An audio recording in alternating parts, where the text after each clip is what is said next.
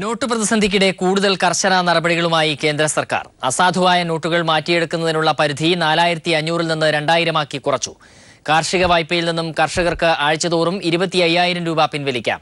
വിവാഹ ആവശ്യങ്ങൾക്ക് 2.5 ലക്ഷം രൂപ വരെ പിൻവലിക്കാമെന്നും കേന്ദ്ര ധനകാര്യ സെക്രട്ടറി അറിയിച്ചു. വിവരങ്ങളുമായി എം സന്തോഷ് ചേരുന്നു. സന്തോഷ്, പറയൂ.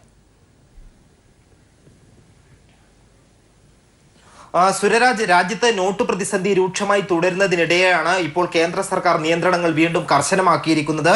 അസാധുവാക്കിയ നോട്ടുകൾ ബാങ്ക് കൗണ്ടറുകളിൽ നിന്നും മാറിയെടുക്കാനുള്ള പരിധി 4500 എന്നുള്ളത് 2000-ആക്കി വെട്ടിച്ചുരുക്കി. കൂടുതൽ ആൾക്കാർക്ക് ബാങ്കിലെത്തി പണം മാറാനാണ് അവസരമൊരുക്കാനാണ് ഇത്തരത്തിലുള്ള ഒരു നടപടി എന്നാണ് കേന്ദ്ര ധനമന്ത്രാലയം വിശദീകരിക്കുന്നത്.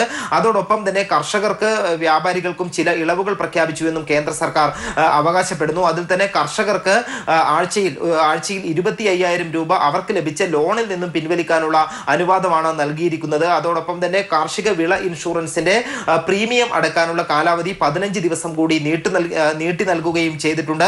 വിവാഹ ആവശ്യങ്ങൾക്ക് പണം പിൻവലിക്കാനുള്ള അനുമതി 2.5 ലക്ഷം രൂപ കുടുംബത്തിലെ ഒരാൾക്ക് പിൻവലിക്കാനുള്ള അനുമതിയും കേന്ദ്ര ധനമന്ത്രാലയം നൽകിയിട്ടുണ്ട്. അതോടൊപ്പം തന്നെ കേന്ദ്ര സർക്കാർ സി ഗ്രേഡ് ജീവനക്കാർക്ക് നവംബർ മാസത്തിലെ സാലറി അഡ്വാൻസായി 10,000 രൂപ പണമായി പിൻവലിക്കാനുള്ള അനുവാദവും നൽകിയിട്ടുണ്ട്. ഏതായാലും ഇപ്പോൾ ഉണ്ടായിരിക്കുന്ന ഈ നടപടികൾ നിലവിലെ നോട്ട് പ്രതിസന്ധി പരിഹരിക്കാൻ സഹായകരമല്ല എന്ന് വിദഗ്ധർ ഇപ്പോൾ തന്നെ വിലയിരുത്തുന്നുണ്ട്. പ്രത്യേകിച്ചും ജനങ്ങളുടെ കയ്യിൽ പണമില്ല എന്ന പ്രധാന പ്രശ്നം, അതോടൊപ്പം തന്നെ കൂലി ലഭിക്കുന്നില്ല എന്നുള്ള പ്രശ്നം, ഇത്തരത്തിലുള്ള നടപടികൾ പരിഹരിക്കാനുള്ള നിർദ്ദേശങ്ങൾ ഉണ്ടായിട്ടില്ല.